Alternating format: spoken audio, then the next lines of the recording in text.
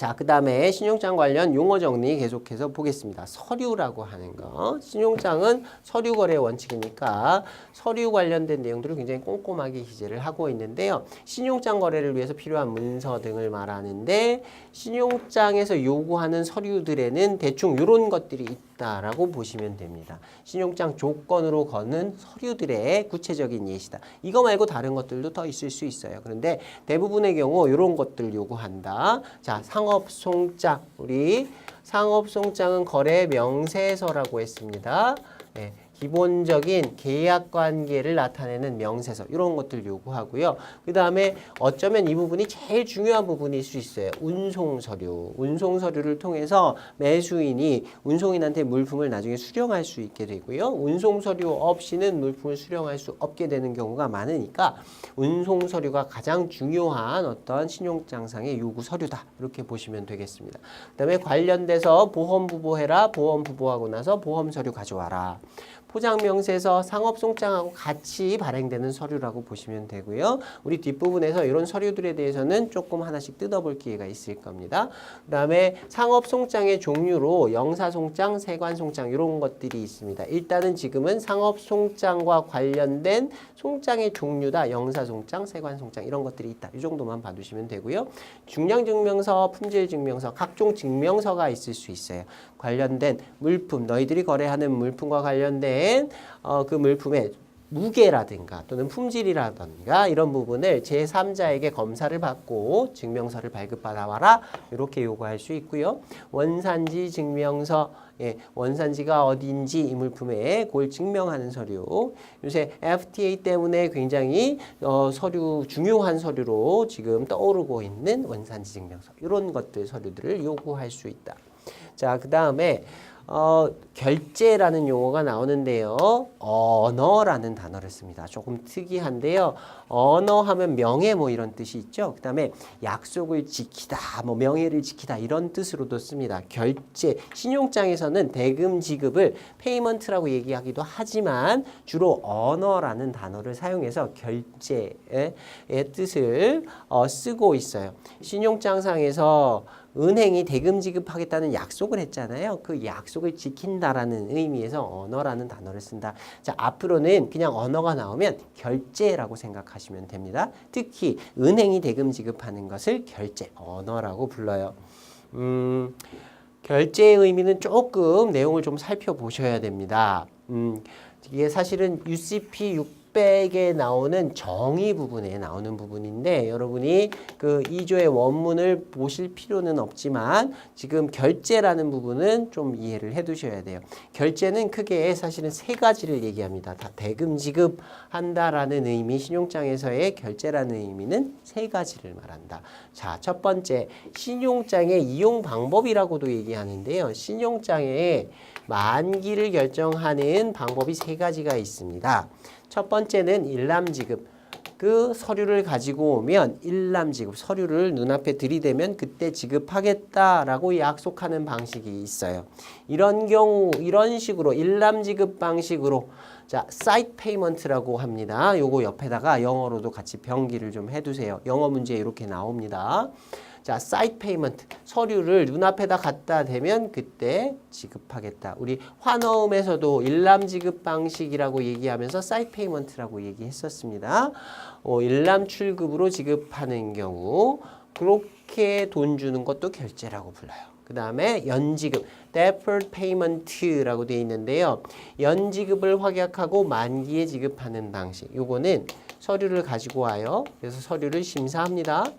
그 심사 결과 일치한다라고 판단되면 이때 돈을 주는 게 아니에요. 일람지급 방식에서는 일치하면 이때 대금을 지급하겠지만 연지급 방식, 전 앞으로 DP 이렇게 줄여서 쓸게요. Deferred Payment.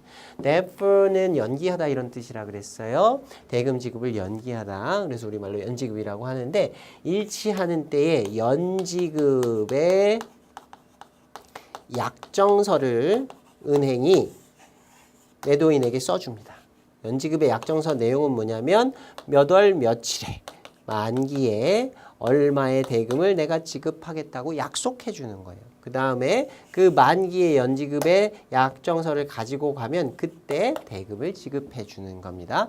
돈은 조금 나중에 받는 거예요. 근데 일반적으로 매도인이 나중에 돈 주겠다 하는 거하고는 본질적으로 큰 차이가 있죠. 이건 은행에서 돈 주겠다고 약정서까지 써준 건데 은행이 말 바꾸진 않을 거예요. 망하지 않는 이상. 그러니까 나중에 돈 받을 수 있다는 확약이 있는 거다. 이렇게 이해하시면 되겠습니다.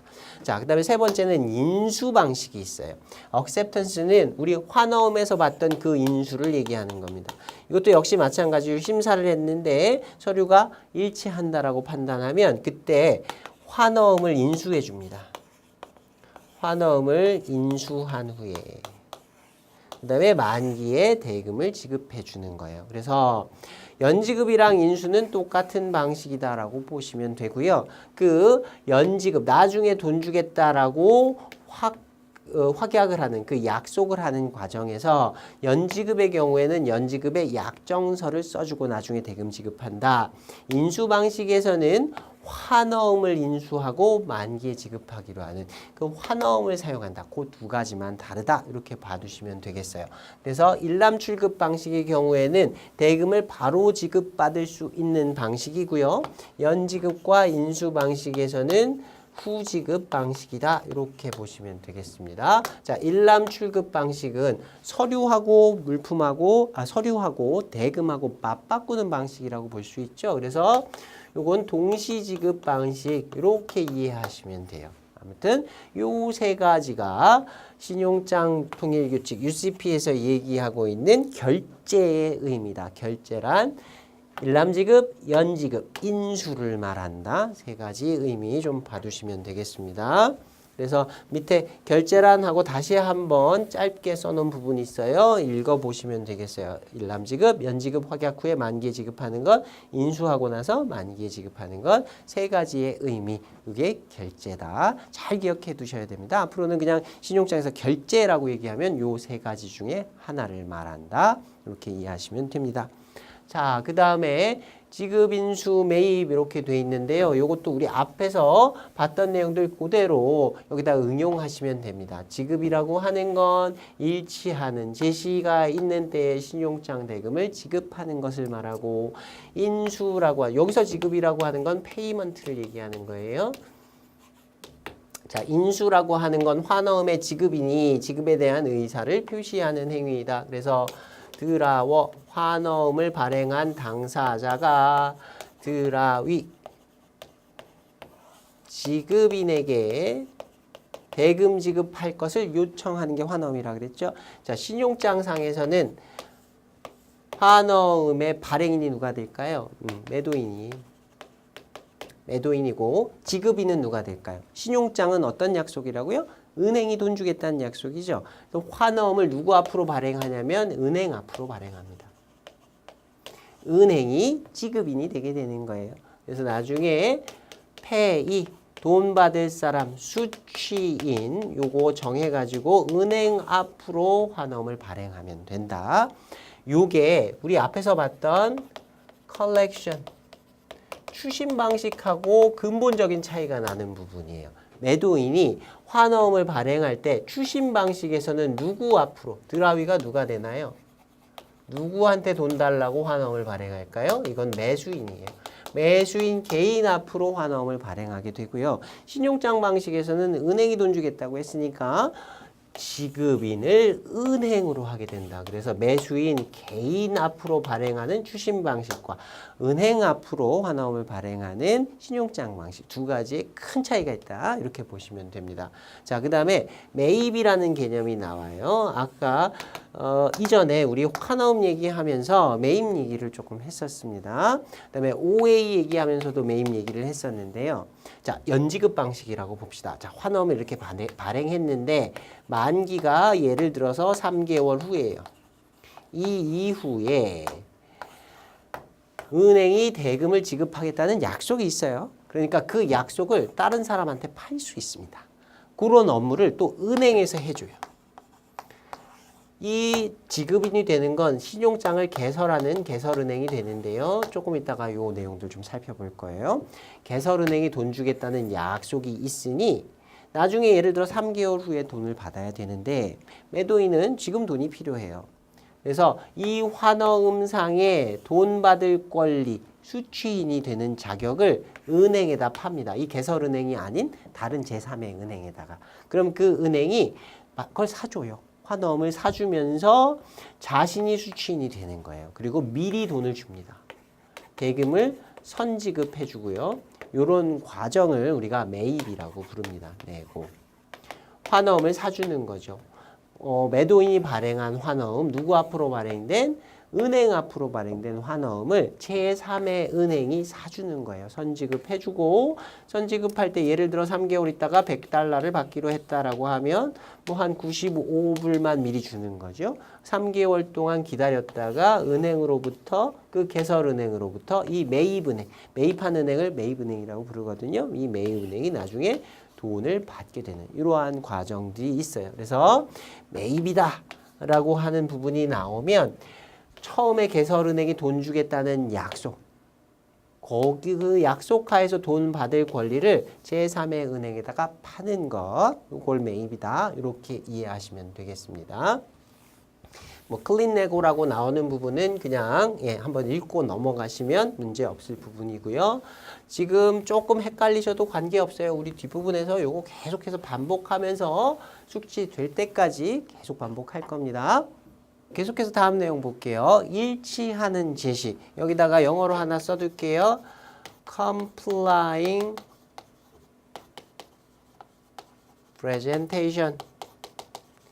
일치하는 제시다. comply 하면 따르다, 순응하다 이런 뜻이 있죠. 일치하는 제시. 신용장상에 요구하는 조건에 그대로 들어맞는 제시다. 이런 뜻입니다. 자, 서류가 신용장의 조건과 UCP와 국제표준은행 관행에 저촉되지 않게 제시되는 경우 이를 일치하는 제시라 한다. 자, 일치하는지의 여부를 판단할 때 보는 것들이 세 가지가 있습니다. 하나는 신용장 조건이에요. 은행이 신용장을 개설할 때 이런 서류를 갖고 와라. 신용장 자체에 기재되어 있는 조건이 있어요. 그 조건에 맞아야 되고요. 그 다음에 UCP라고 하는 거, 신용장 통일 규칙으로 제정해 놓은 국제 규칙이 있다고 했습니다. 그 국제 규칙에 또한 일치해야 하고요. 그 다음에 국제표준은행 관행, 아까 우리 ISBP라고 봤는데 사실은 그 ISBP 문서만을 얘기하는 건 아니고요. 이건 실체적인 관행, 전체적인 국제적으로 실질적으로 표준으로 사용되는 그런 관행 전체를 얘기하는 거긴 합니다만 아무튼 요 세 개는 눈여겨 좀 봐두셔야 돼요. 일치하는 제시의 정의가 UCP상에 나와 있는데 그 내용입니다. 이게 신용장 조건과 UCP와 그 다음에 국제표준은행 관행의 일치, 저촉되지 않는다. 서로 부딪히는 부분이 없다. 그래서 그냥 일치하는 경우 이를 일치하는 제시라 한다. 일치하는 제시가 있어야 신용장상에 대금을 지급하게 되는 것이고요. 자, 그 다음에 확인이라고 나오는데요. 이건 나중에 우리가 확인은행이라는 걸 하나 볼 겁니다. 그때 다시 한번 설명하도록 하고요.